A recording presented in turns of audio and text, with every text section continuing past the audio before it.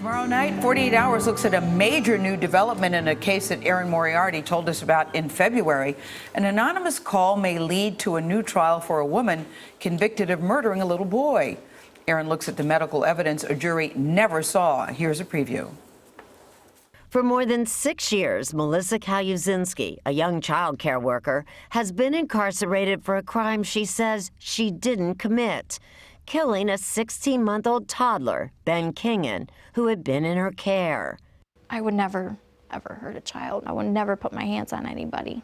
Melissa, who worked at a daycare center in Lake County, Illinois, was an unlikely killer. She was 22 years old with no criminal record and no history of anger.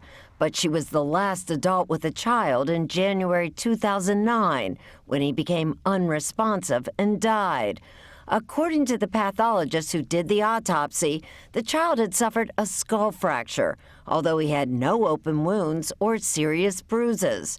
Melissa was questioned 2 days after his death. This is a flat-out murder.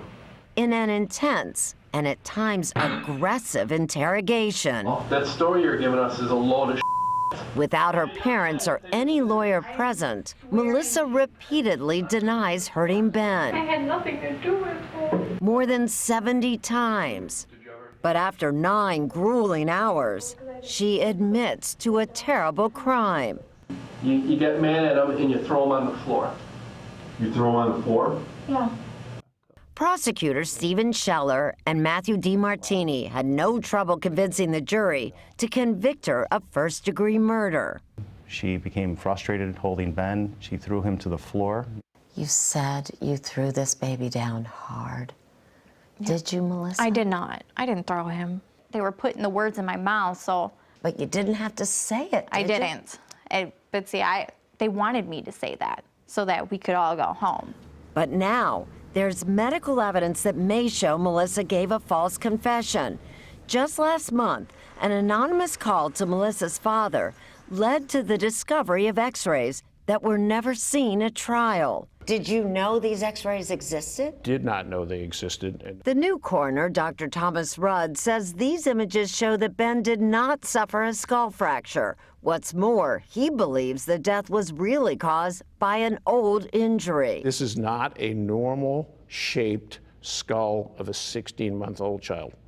Attorney Kathleen Zellner says the x-rays are a game changer. This is medical evidence that was withheld. I feel extremely confident she will get a new trial. Erin Moriarty joins us at the table. Erin, good morning. I remember these reports because I was so convinced that this woman was guilty and you were not. Well, because I know you take a look at this confession and it is a very credible confession. What I couldn't understand. She throws this baby down during it. But why these x-rays are so significant is there is no skull fracture. And the prosecution said 30 times during the trial, that's what this child had. So there is no skull fracture. Well, that's an interesting thing. There was an anonymous phone call saying, look for them. They were right in the file. So clearly either someone made a mistake and didn't pull those out during the trial, or they were deliberately Any idea who made withheld. that call? Do they have any idea? No, but it had to be someone who understood the significance of the x-ray. It had to be someone in the corners. So what's the working theory? If it wasn't her, who did it? Well, we know that there was an earlier injury, 3 months, just about 3 months before she went to work there. It was something happened at the daycare center, but was never investigated. So we may never really know who did cause that earlier injury. But right now, this young woman, they just changed the manner of death from homicide to undetermined. She's in prison for something that no one can say is a homicide. So there'll be a hearing, though? We hope. The judge is going to make a decision whether to hold a hearing in September. It's a fascinating story, Erin. New development. I love a new development, too. Thank you, Erin Moriarty. You can watch Erin's full report. She's calling it Blaming Melissa tomorrow night on a special 48 Hours double feature. So it begins at 9 o'clock, 8 Central, then at 10 o'clock, 9 Central. Erin reports on The Girl Next Door. That's tomorrow. I love these titles. The Girl Next Door. Erin, that's tomorrow night right here on CBS.